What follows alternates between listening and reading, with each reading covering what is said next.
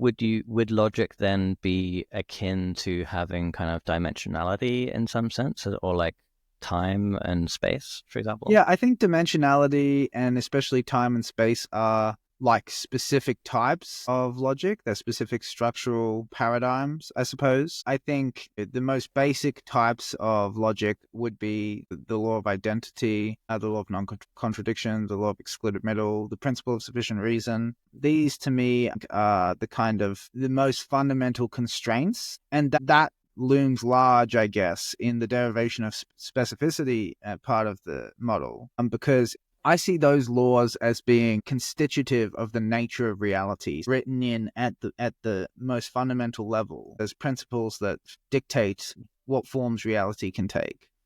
And so dimensionality and especially space and time, I see those as a derivative and entailments of the more fundamental forms of structure, namely the principles of logic. And I think that makes a lot of sense because it's by studying the sort of dimensionalities such as space and time that we end up deriving our own subjective conceptions of logic. It's by abstracting the regularities that can be observed in these more complex domains that we get a glimpse of the fundamental principles that guide our inferences towards truth. And the only reason it makes sense for those principles to guide our inferences towards truth is if those things are fundamental to the object of existence itself. Because if they weren't, then they wouldn't work for us, And the fact that, that structure is written into the environment, it makes a lot of sense that, through the process of evolution, our minds would mold themselves to those regularities in the natural world, because obviously that's how you survive, is by learning to model what's going on,